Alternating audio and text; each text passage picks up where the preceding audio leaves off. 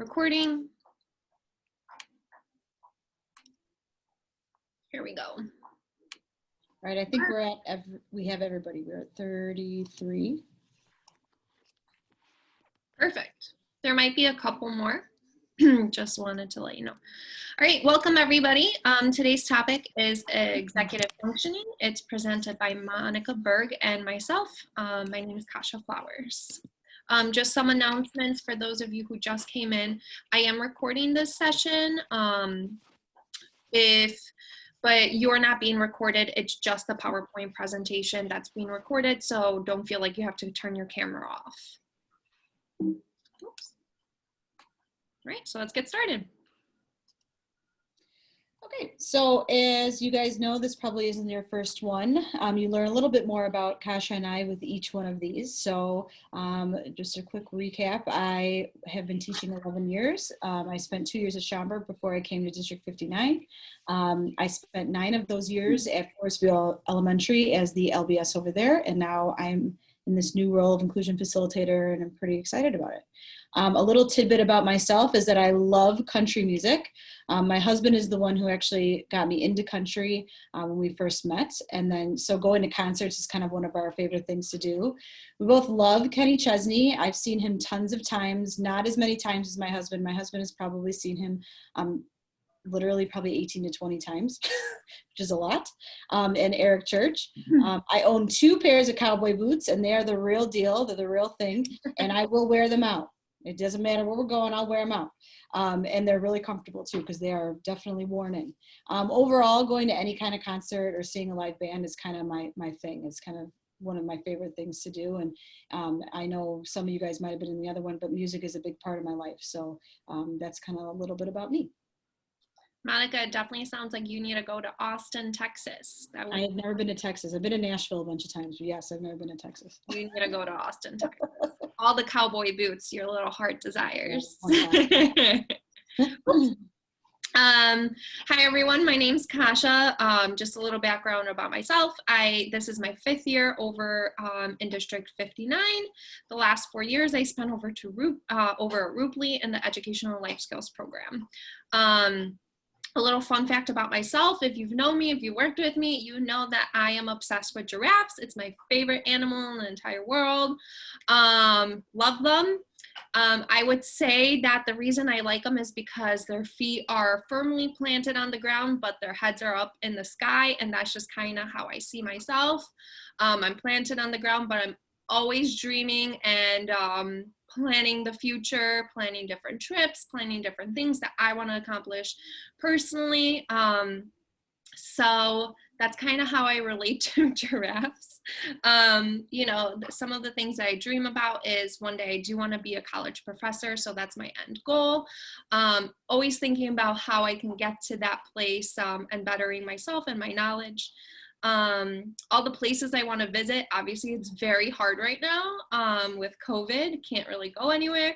However, I'm still dreaming of all the places I do want to see once travel is available. And then just future accomplishments. I'm actually running my first 10K this weekend. It doesn't seem like a lot, it's only 6 miles, but for me personally, it's a big deal. But I'm already planning my training schedule to be able to run a half marathon. Never thought I would be able to say that, but I am. So I'm very excited about it. Don't sell yourself short. That's a lot of miles. I can't do that. So. Well, thank you. All right, so we're going to do a quick activity before we begin our presentation. So I want you guys to pretend that all of a sudden, you know, quarantine is no longer a thing, you know, the pandemic's over, and now you can host a dinner party. So using the chat, I want you to type in different things that how you would prepare for that dinner party, what you would need, what you would do. And then Monica, if you could just read out some of those comments. Sure. All right, so I'm seeing a menu, decorations, accommodations, wine. Yes, Kinga. Guest list.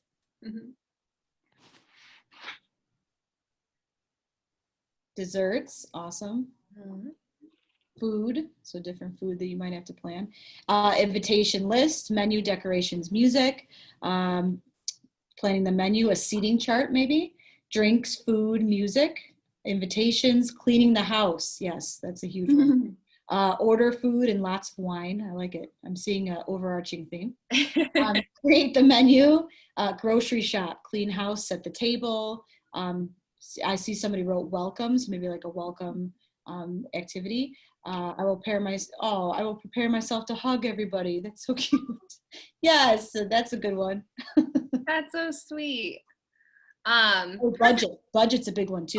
That is a really good one. Well, it sounds like most of you guys are really seasoned dinner party hosts, and I want to be invited to all of your parties, especially if it has wine involved. So I'll be looking out in my mailbox for my invitation. But all of those, so this activity, essentially what you just did is you were using all of your executive functioning skills to be able to get ready for that dinner party. So some of those skills, obviously, making a menu, seeing who you want to invite, the communication piece of how are you going to tell people that they're invited? Are you sending out invitations? Are you calling them? Is it a Facebook invite? Are you telling them in person? Are there any allergies that you need to be aware of? What are you drinking? How you need to clean beforehand. Maybe you are going to be doing some activities during the dinner party. All of those things you started to think about, and that is what executive functioning is using those skills to be able to apply them into something in the future or to be able to plan big events. So let's watch a short video of what is executive functioning, and then we will get into our presentation.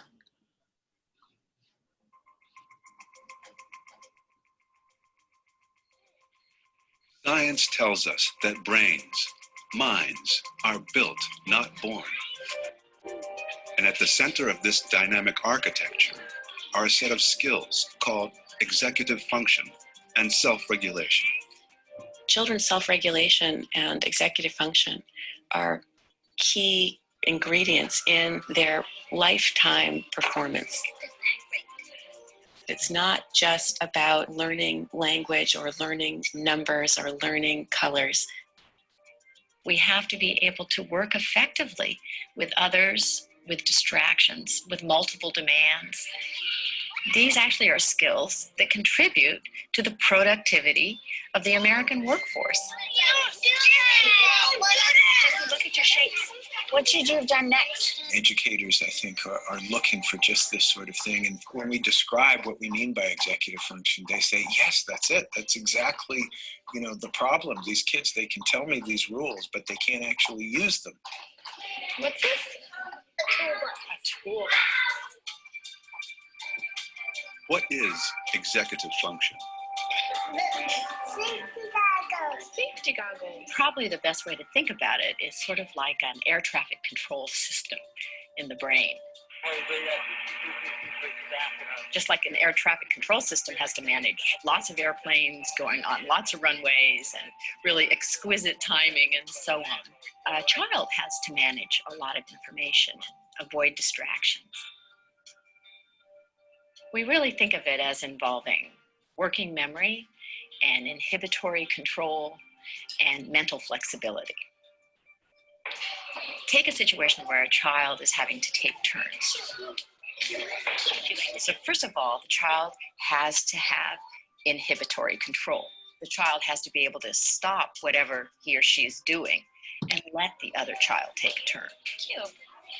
But when it's your turn again, you also have to remember what it is you're supposed to be doing.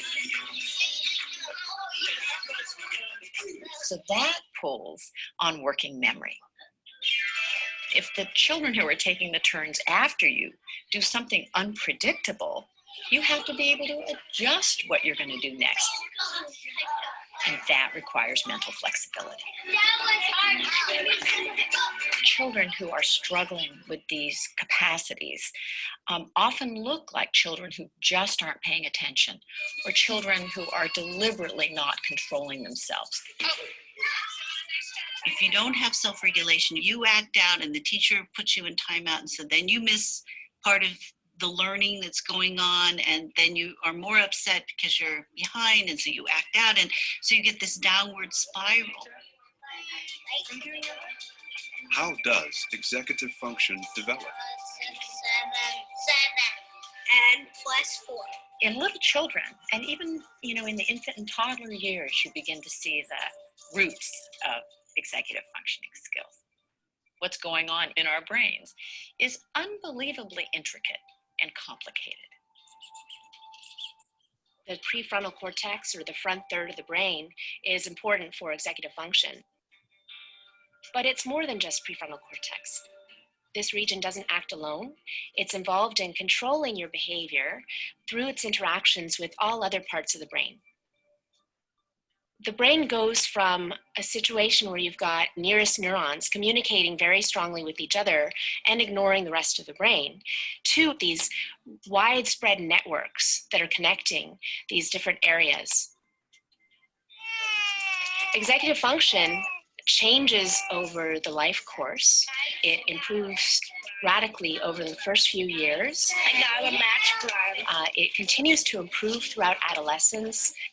It's not until early adulthood that you have the adult type networks that are very strongly activated that connect different brain regions together. Let's take notes. Also, we believe that executive functions can be trained. It's just like going to the gym. So the more you practice in these areas, the stronger the capacity is likely to become, because you're hoping to strengthen those neural connections. Mom, you're at 24. Slowly but surely, you're going to be able to step back, and that child's going to go into the world with these skills where they can get along with other people, change rules, and they can be flexible, and they can accomplish new things, and they're unafraid. I got bit by my dog in my arm. Oh dear. If we don't learn these skills during the childhood and adolescent years when they're coming online, we are really ill-equipped as an adult to hold a job, to maintain a marriage, to raise children, to get along with each other, to basically be part of a civil society. You're okay.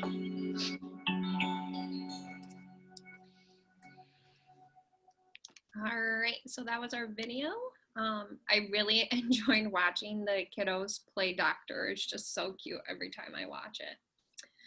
All right, so what is executive functioning? Just like the video said, it's a set of skills, but there are 3 major parts that we're kind of going to be focusing on, and that is working memory, cognitive flexibility, and inhibition control. And I will go into detail in the next slide as to what all 3 of those mean. We use our executive functioning skills on a daily basis. We use them to learn, work, play, manage our daily life. Anything and everything that you do, you're using those executive functioning skills.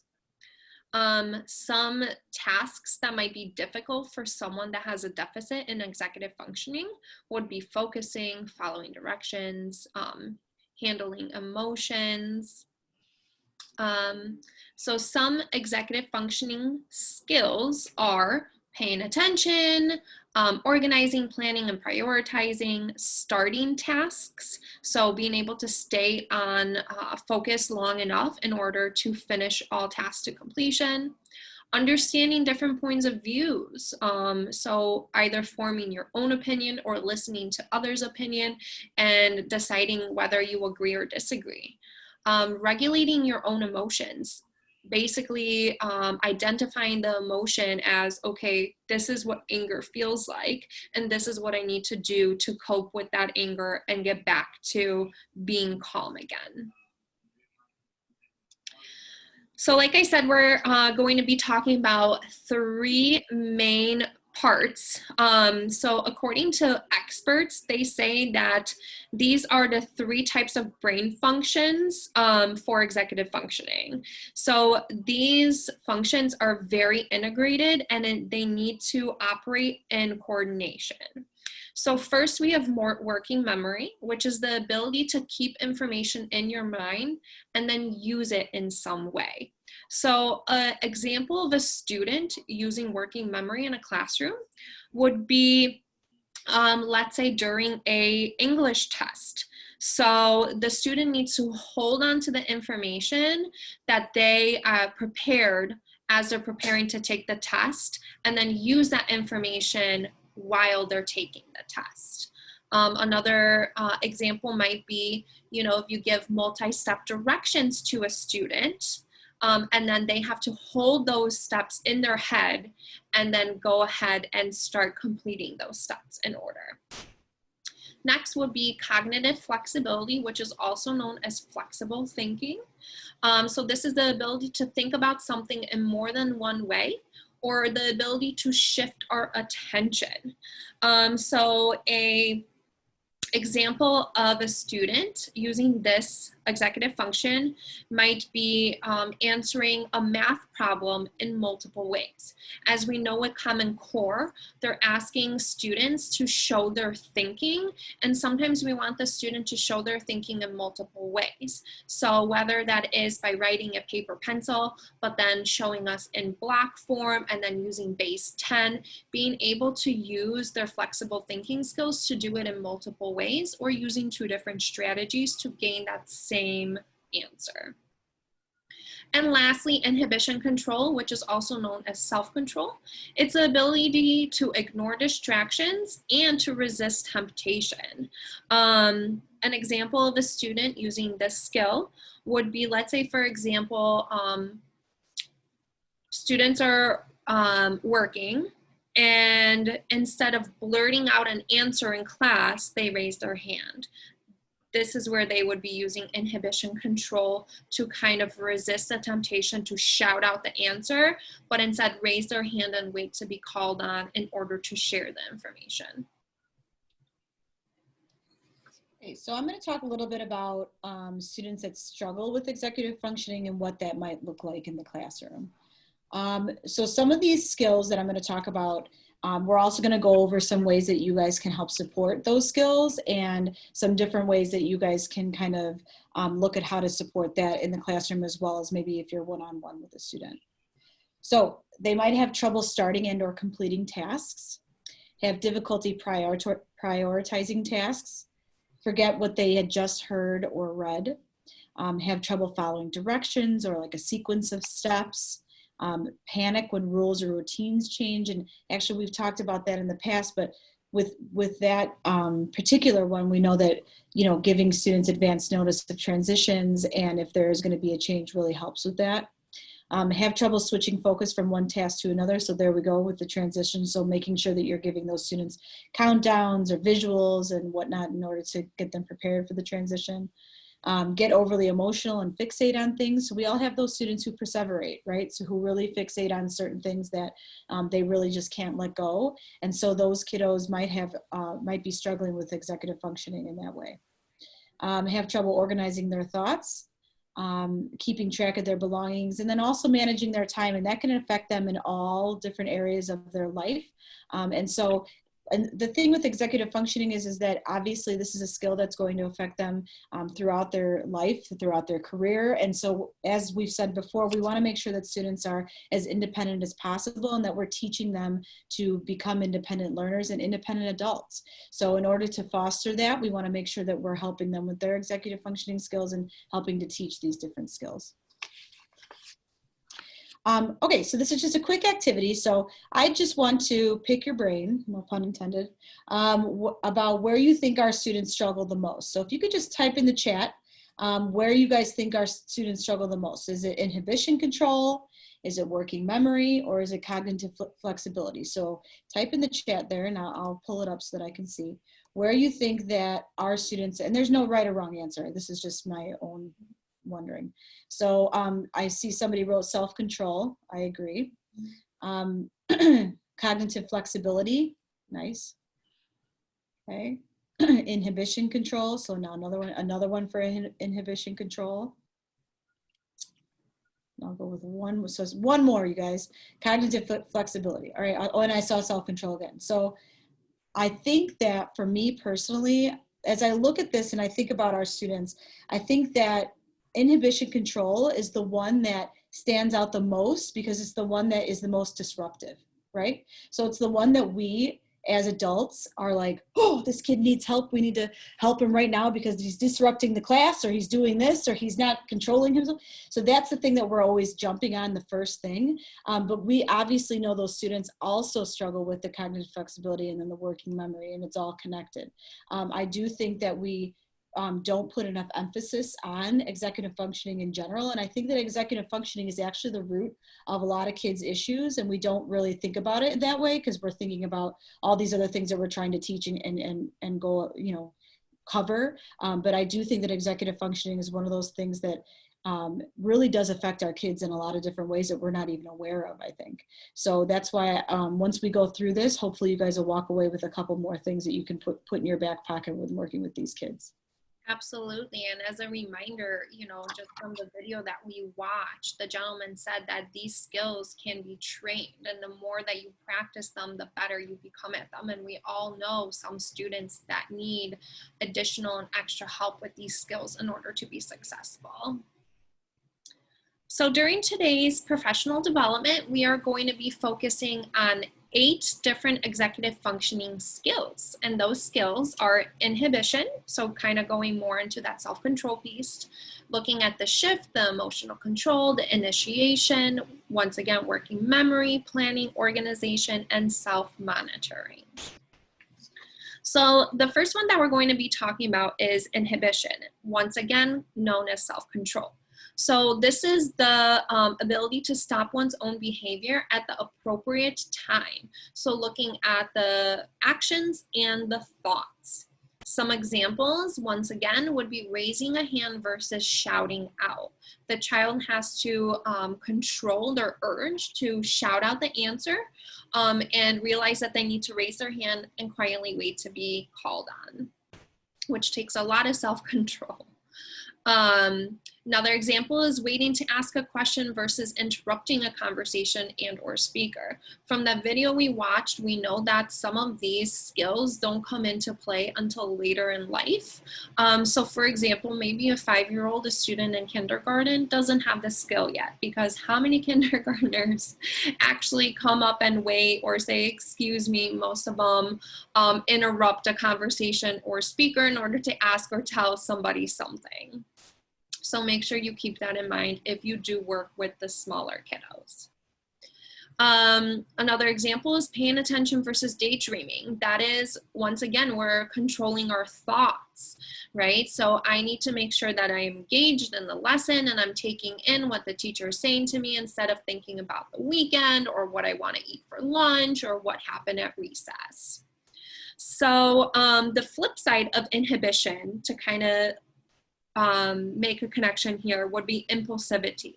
So if you have a weak ability in inhibition, that just means that you're impulsive or you might show impulsive behaviors. So then you need to practice and train those skills in order to not be as impulsive. An example of what this might look like in a classroom would be, imagine 2 children paying very close attention to a lesson, but then something startling happens outside of their classroom door.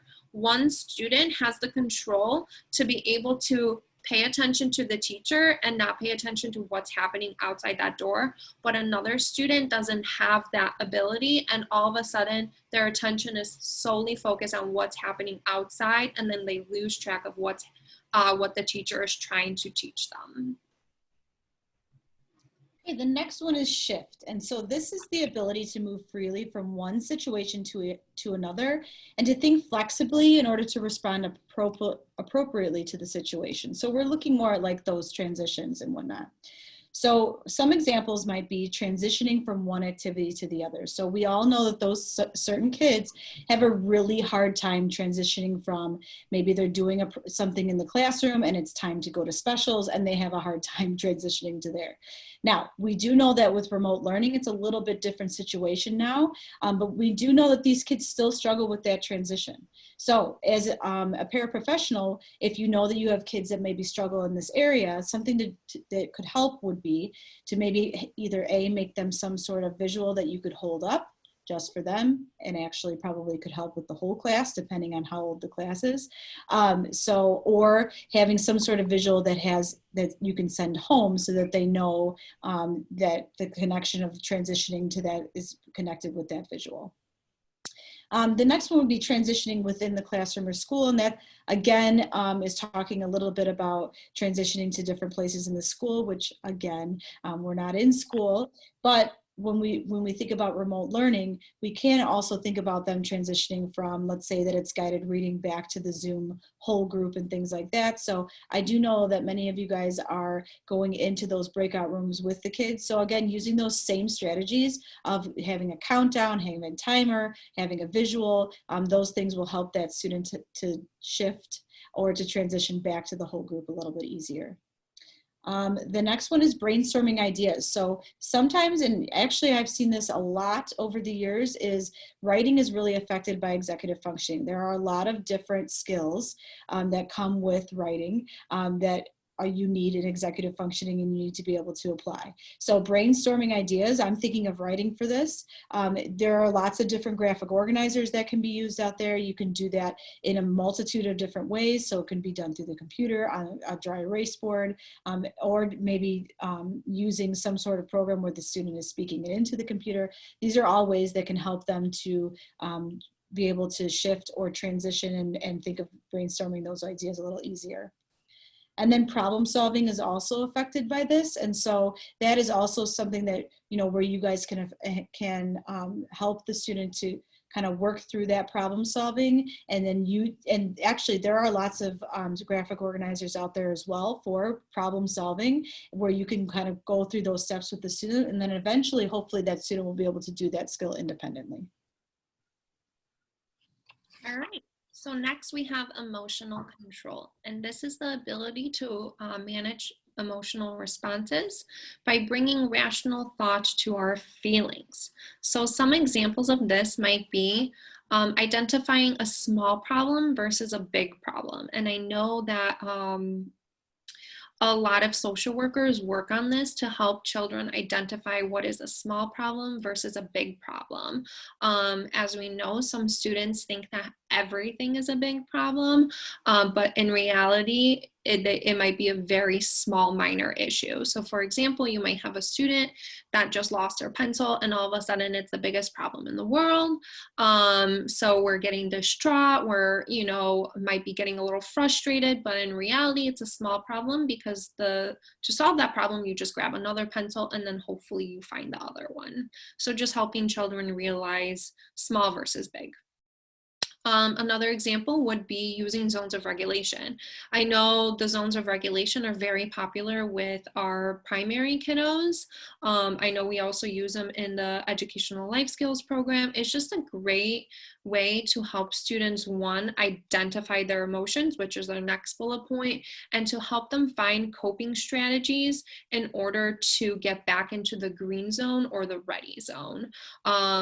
And I know a lot of students do really struggle with identifying, I'm feeling this way, but I don't know what I'm feeling. So helping the child identify, this is what being tired or sadness or anger or frustration feels like.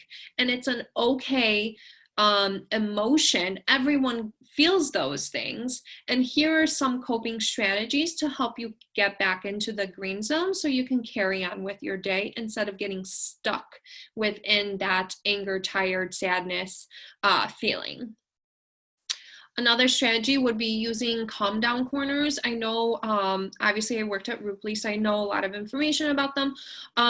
One of their initiatives last year was to ensure that every single classroom, whether it was gen ed, specials, program-wide, had a calm down corner for all students to be able to utilize when they are struggling with some of their emotions. This was a great initiative, especially if you had some students that needed that support within the LRC. There was a calm down corner within the LRC that they could utilize so they don't have to walk all the way back to their classroom.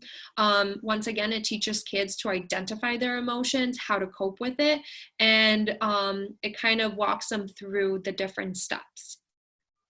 And finally, some breathing exercises. If you went to our classroom management session, we did an example of balloon breathing.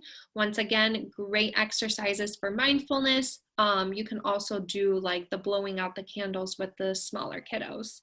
An example of a student exhibiting the lack of emotional control within a classroom would be, let's say a student is working on a narrative project and they just cannot think of a topic for them to write on. All of a sudden they get very frustrated because they can't think of a topic. Now that frustration leads to crying. Maybe we're ripping up papers or just crying so out of control. Then now the social worker has to come in and take us back to their room for us to calm down. All right, the next one is initiation. And so this is the ability to begin a task or activity and to independently generate ideas, responses, or problem-solving strategies. So these are those kids that might struggle with that area of beginning that task or knowing how to start that task. So some examples might be completing daily routines, so beginning and end of school. So, you know, those kids, some kids, most kids come in and they just know, you know, unpack your backpack, you grab these things, you go to the, you know, they just know that routine. I know that some of these kids really struggle with that. So things that that might help with that, and this is again more in the building type of situation, but is having a checklist in that in their locker where that they check it off every day, or having some sort of checklist where it's Velcro and pictures, so that they take the Velcro off the picture after they complete each task. So these are all things that can help those students to make sure that they are following that routine and not forgetting to do something. Another one would be beginning an assignment or homework assignment. And so for these kids, it's really overwhelming to begin an assignment because they don't always know where to begin. So some of the things that you can do for these kids is making sure that I mean, honestly, sometimes it's even folding a paper in half, which sounds so silly, but making that visual of the actual assignment a little bit easier for them to look at, or just highlighting 3 things that they need to do on the assignment. So those are all ways that kind of help with that initiation and might help reduce some of that stress or anxiety about beginning it. Another one would be problem solving. And so gathering materials that are needed to begin the task, so like pencil, paper, etc. And so these are all things that we can also do with a checklist or some sort of visual reminder. And these things can also be done remotely, right? So I have been in quite a few Zooms now, observing some different classrooms and whatnot. And I love that I'm seeing a lot of paraprofessionals when they're, and I should say they are more junior high that I've been seeing, but the paraprofessional is writing in the chat box when the teacher says, okay, you guys, we need a paper and a pencil, let's go, you know. So then they write in the chat box exactly what the teacher just said. That's a visual, you guys are doing a visual, you know, I don't even know if you know it, by writing that, and that's awesome. Another one maybe for the younger classes would be to hold up a pencil. I mean, it sounds silly, but a pencil and a piece of paper, and you're holding up so that the students can see it. Sometimes I think we try to overcomplicate things as well, and we try to make it like, oh, we have to make this visual. No, just hold up the 2 things that the kids need, and sometimes that'll just help them to initiate it and to know what they need. An example of these type of students are kids that, you know, once a direction has been given, these are the kids that are sitting there and that haven't completed anything, or that are just sitting there whenever everybody else starts moving around the classroom to do what they need to do during, let's say, center time. And so they look like they're being, you know, it's a behavior, like they're not wanting to do what they want, you know, you're asking them to do, but 9 times out of 10, they just don't know how to start it. So we just need to make sure that we have those supports in place in order to help them to start and initiate those tasks. Next, we're going to be talking about working memory, and keep in mind this is one of the 3 brain functions we mentioned at the beginning. So this is the ability to hold information in the mind for the purpose of completing a task. So some examples include remembering assignments, directions, dates. We also have following verbal directions. So once again, some students might really struggle with those multi-step directions. It's not that they don't want to do it or they want to do it out of order or they purposely forget a step. It's just sometimes following 3 to 4 prompts or directions is just way too much for kiddos. So always keep in mind to, you know, chunk different things, maybe give 1 or 2 directions at one time and then go back and provide the other ones. excuse me, remembering names of students and or teachers. And I struggle with that one personally myself. I have such a hard time remembering people's names. So I'm so sorry if I forgot yours. It's not personal, I promise. It's something I'm still working on. Or remembering the theme or questions as the teacher reads a book. Once again, this is information that is just given to the student and they're expected to hold that information in their head and then possibly use it to complete an assignment. So an example of what this might look like in the classroom is, let's say, for example, you're working in a small group in a classroom and you tell the children all the directions that they need in order to start the assignment, but then all of a sudden your one student, Andrew, all of a sudden says, wait, what do we need to do? Once again, it looks like he wasn't paying attention, but in reality, he might just have a very difficult time with working memory, and you need to repeat it once again using visuals, breaking things down into smaller steps. All of those strategies are going to help kiddos with that working memory portion.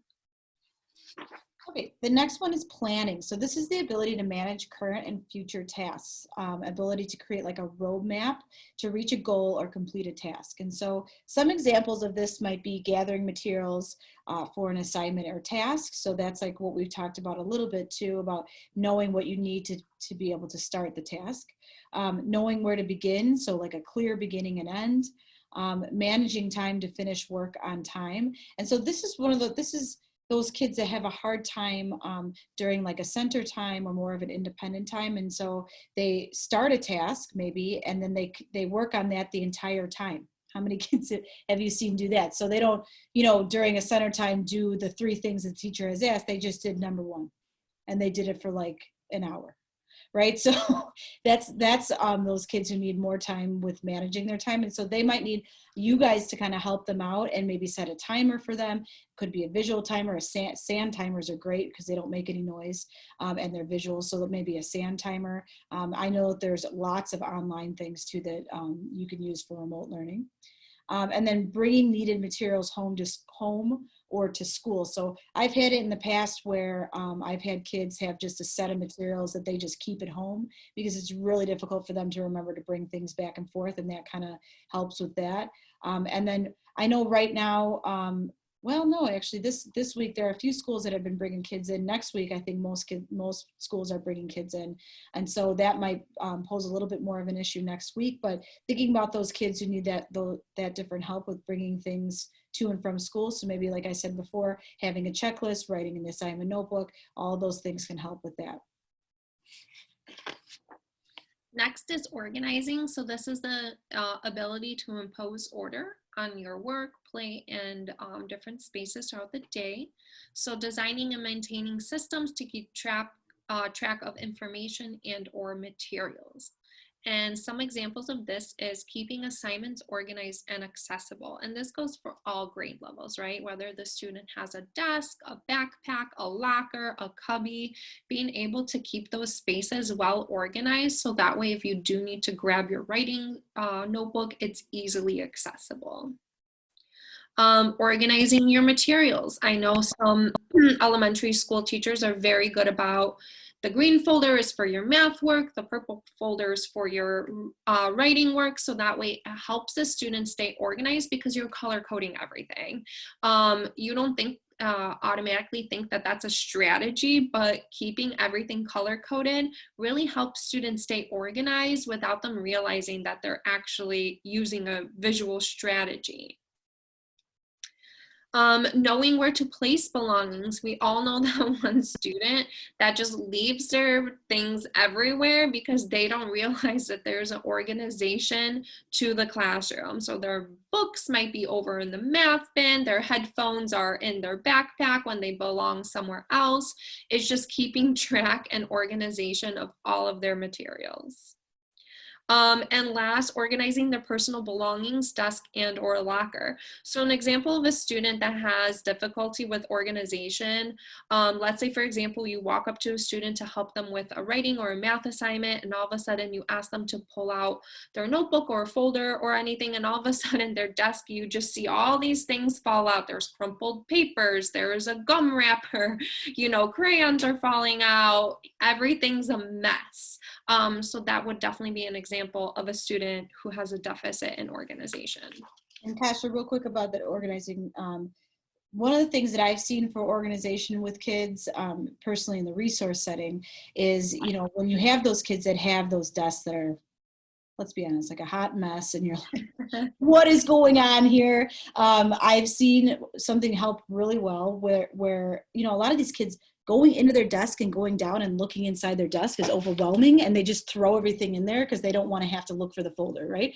So what I've done in the past for kids is, let's say that they've got those 5 folders, and I just bind them together. And it seems so silly, but it actually works so well, because then they don't have to go in and find the individual folder. They always have that one binded all the different folders, and it really does help. And you're still using, like you said, Kasha, of the different colors, and so that they know, you know, yellow is reading, but then they don't have to go in and find each individual folder. It's just all binded together.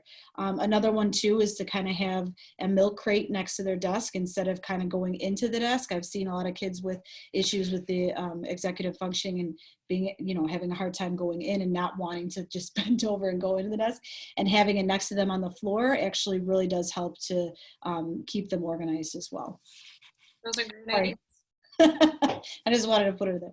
All right, so we're almost there, guys. This is the last one. So self-monitoring, the ability to monitor one's own performance and to measure it against some standards of what is needed or expected. So some examples of that might look like using coping skills when upset or frustrated. So we have those kids, right, who have a really hard time being able to cope when they're frustrated or upset. And that's what Kasha was saying earlier about using those different visuals of, you know, zones of regulation and whatnot, which really helps those kids to self-monitor themselves.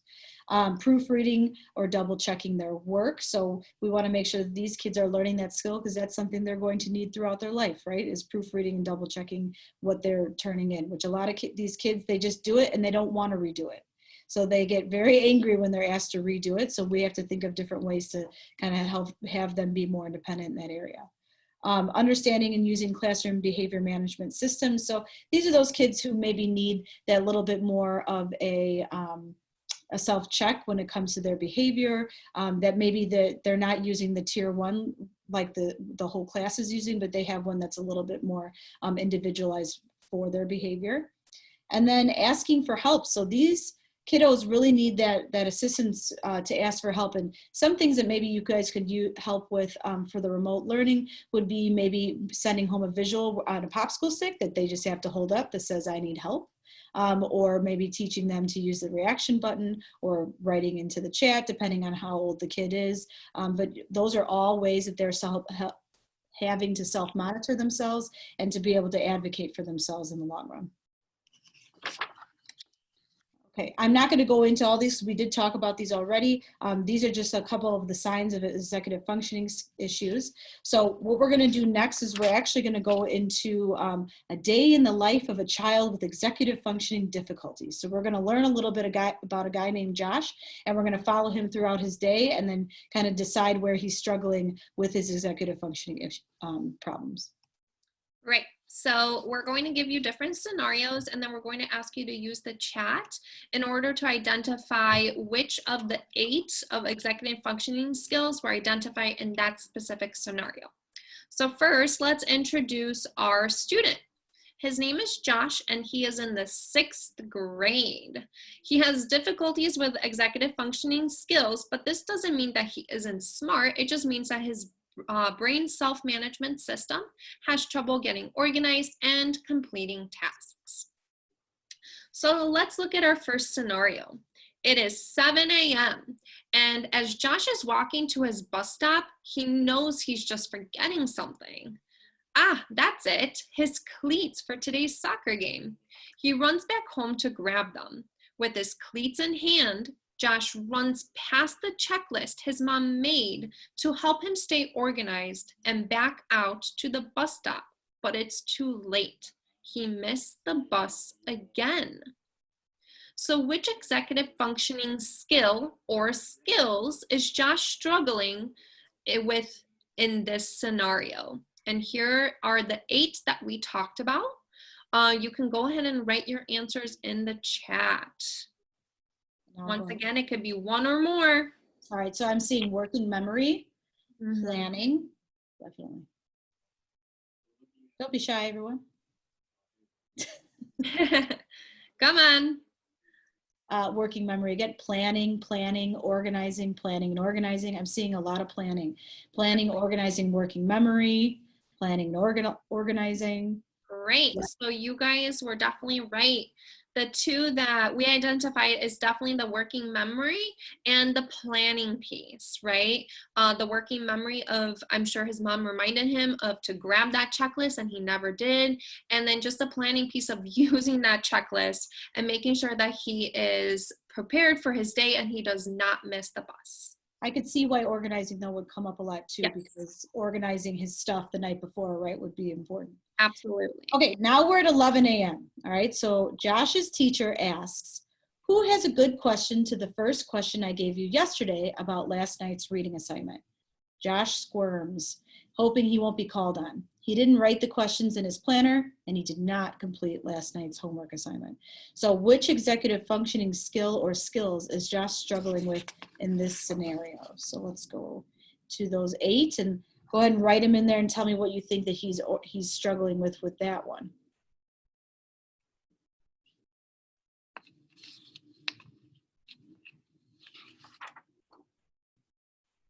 So which ones do you guys think? So working memory. So he didn't complete his homework assignment. So think about that. So working memory would be one. Good.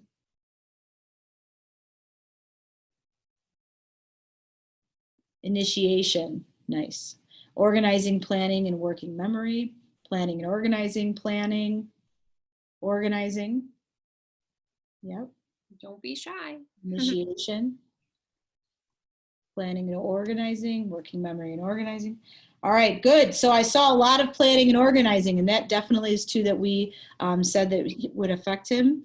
And so initiation, though, I could see that too, because he's not initiating the task of doing his homework, right? So that would be another one that I would definitely agree with. Perfect. All right, now it's 1 p.m. and it's the best part of the day. It's lunchtime. But Josh hogs the conversation, talking way too loud, going on and on about video games. He doesn't notice how annoyed his friends are getting when they can't add to the conversation.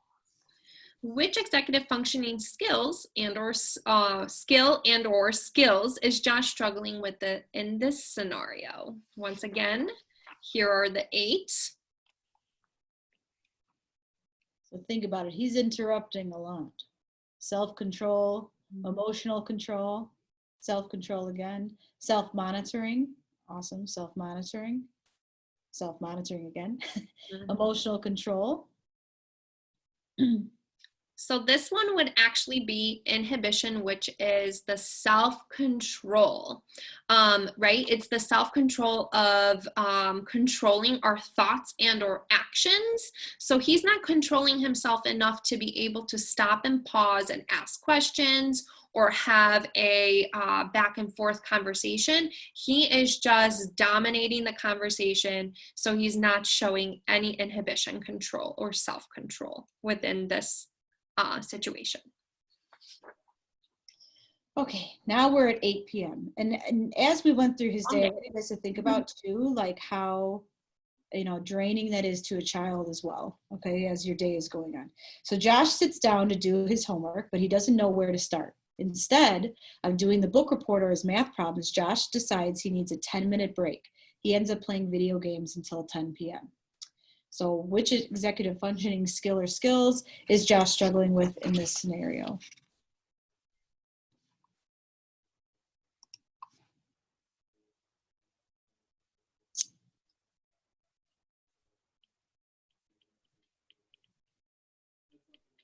Planning, self-monitoring, awesome. initiation, initiation and planning, planning, initiation. I'm seeing a lot of initiation. Initiation, yes. Yes, yes, yes, check all. So initiation, yes, he did not start it, right? Planning, he thought, oh, I'll just do a 10-minute break, but he didn't really plan and think about how, you know, he would get sucked into the video game, and now he's played it for 2 hours. And then self-monitoring, he's not self-monitoring himself at all, right? So he just decided to play the video game and then didn't get off the video game and continued. So yes, all those ones would affected him. All right, so how can I help with executive functioning in the classroom? So we talked a lot actually about different things that you guys can help, especially in the remote learning, but we're gonna go into a little bit more detail now. And I'm looking at the time, Kasha, just a heads up, we have about 7 minutes, so I wanna make sure we get through everything. So, so these are just a few things that we're gonna go through that you guys can help with in the classroom. Right, and we only have 2 slides left, so just some ideas that you could use for either classroom planning, schedules, routines, or just giving instruction. So some ideas for classroom planning, schedules, or routines would be posting the schedule. It's very easy. You know, I know some teachers have it on their Google Slides, but maybe the student needs a more tactile version. So I know there is, you're sending work through different folders or through buses. So just printing it out, laminating it, making sure that that student has that schedule in front of them. Maybe it's using the Google Calendar, whatever you think would help that student based on their skill level. Maybe having a daily routine that changes as little as possible. We know that routine and structure really benefits many of our students. Providing folders and a basket of supplies to keep the students' desk organized. Obviously that would be more in person. However, maybe making sure that the student currently during remote learning has all the tabs. I know there is a way, right now all students are using Clever, which definitely helps them stay organized. But let's say, for example, there is a way to make a folder on the bookmarks where you put in the Google Classroom, where you put in the Seesaw, you know, anything that they might need. So when you open up that one folder, all those links pop up at the same time rather than having to click on them individually. Some examples of giving instructions or assignments would be just checking in frequently, asking, how are you doing? Do you need help with anything? Just seeing what the student has to say, or giving those step-by-step directions. You know, once again, being very clear and concise and giving those step-by-step, maybe it's in a checklist, maybe it's in a written form, and having the student repeat it or read it back to you if it's a visual support, so you know that they understand exactly what they need to do. Okay, and then some additional ideas, and like I said before, I went over some of these already, but setting a timer, right? So there's lots of different types of timers. There's timers that show red, right, while it's counting down. There's, you know, your sand timers, there's timers on the computer. So you have to find the one that kind of catches the student's attention more and then use that. Display a class calendar or schedule, using checklists for assignments, but also for organizing the materials. Use color-coded workbooks or worksheets. So again, color-coding those, you know, you only have to do these top 3 and highlighting those top 3. Oh, I just went into it, highlight important words. That class master binder, let me explain that for a minute. So that's for those kids that frequently lose things, right? So that's making sure that those kids that are always losing certain worksheets or certain things, having that master binder and putting everything in there so that if they do lose something, that they're responsible of going to get it for themselves. Supply storage caddy or folders, that's talking a little bit about, you know, maybe they need that milk crate next to their desk instead of having to go inside their desk. So, you know, being creative and thinking about different ways to keep them organized. Graphic organizers are not just for writing. A lot of people think graphic organizers are just for writing, but they're not. We can use graphic organizers for a lot of different things, especially with these kids with the executive functioning. And then establish a school to home folder, which most kids already have. And then checking the student's planner on a daily basis to make sure that they're bringing home what they need to bring home, are all ways that you can help those students to be successful. Okay, so that brings us to the end of our presentation. Like always, we appreciate you guys being here. If you could go ahead and fill out the